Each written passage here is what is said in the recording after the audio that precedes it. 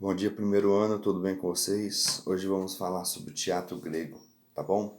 Teatro grego, ele iniciou tudo conforme foi um rito, tudo como parte de um rito, tá? Como a gente estava falando nas outras aulas, como o teatro em formato de rituais, então ele começou como uma forma de rito, tá, pessoal? Rito a quê, né? Ou a quem, na verdade? Ao deus Dionísio, né? Porque deus Dionísio ele era o deus da uva, né? Consequentemente do vinho, e aí eles honravam a esse deus na questão de agradecer a ele, né? E aí fazia-se festas em homenagem a Deus e tudo mais, a esse Deus, né? E aí daí surgiu o grande teatro grego, tá, pessoal? Porque existiam grandes festividades, as festividades se chamavam dionisíacas, tá? E essas dionisíacas, elas tinham as dionisíacas urbanas e as dionisíacas rurais, tá, pessoal?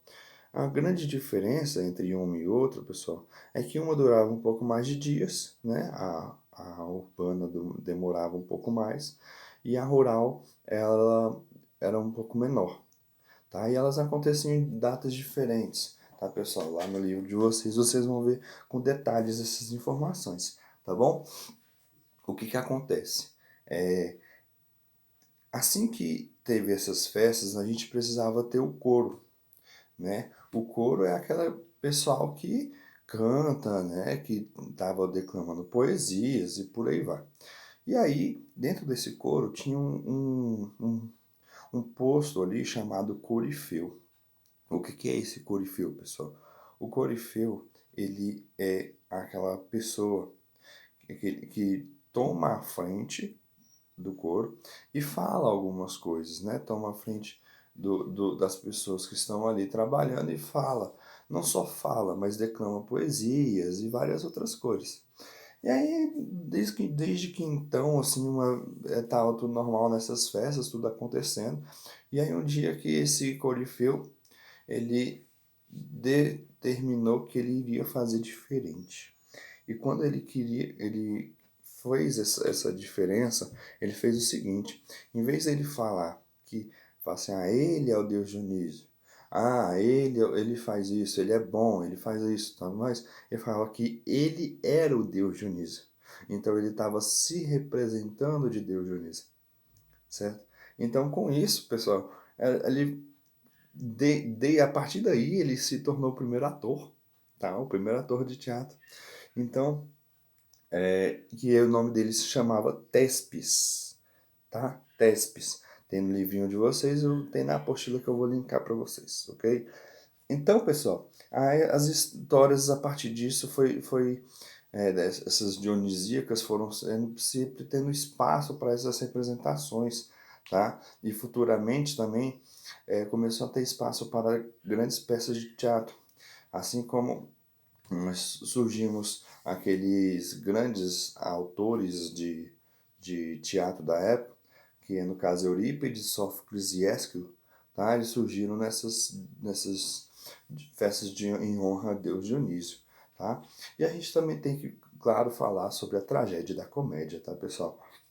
Porque a tragédia e a comédia, elas são fundamentais para a gente poder entender tudo que o teatro grego traz pra gente, tá?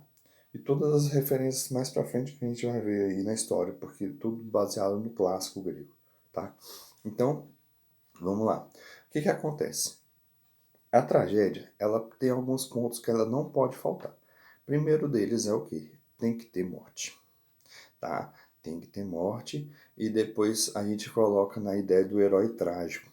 O que é esse herói trágico? Aquele herói que sempre tenta, que é um herói sofrido, né? É um personagem sofrido, costuma ser o personagem principal, tá, pessoal?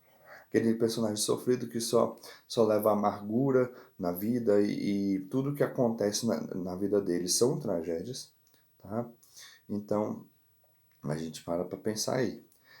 Tem que ter morte e tem que ter esse herói trágico. Tudo que ele tenta, ele falha, né? E essas coisas assim. Ele pode até conseguir algumas coisas no decorrer da história, mas não tem necessariamente essa culminância, né, de dar tudo certo, tá?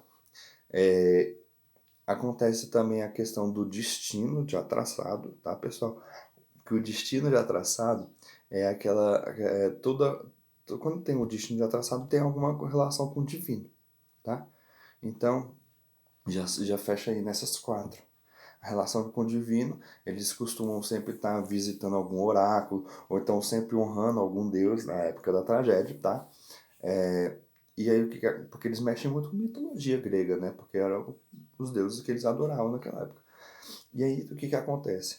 É, quando eles trabalham essa questão do, do destino já traçado, e o herói que tentar correr desse destino e não conseguir, porque já está traçado e vai acontecer de todas as formas, né? E tendo morte, e a gente relacionando com o divino, então a gente para pensar, né? É toda uma cadeia que fica girando em torno de um círculo vicioso, onde aquele personagem vai sempre se dar mal, tá? E provavelmente ele vai morrer lá no final, ou pessoas próximas a ele vai morrer. Então a tragédia, ela é bem assim mesmo, tá, pessoal? Quando a gente fala da comédia, a comédia, ela vai falar do homem comum, tá? O homem da sociedade normal, né, que convive com as pessoas normalmente. Só que a grande diferença desse homem comum é porque rola a catarse. Por que a catarse? Por exemplo, eu me identifico com o cotidiano comum das pessoas que estão vivendo na minha sociedade. Aquelas pessoas que estão naquela sociedade, naquela época, elas vão se identificar com aquelas pessoas daquela sociedade. Então, por exemplo, se eu tropeço e caio, por exemplo, é uma coisa engraçada para algumas pessoas, porque elas pode rolar catarse.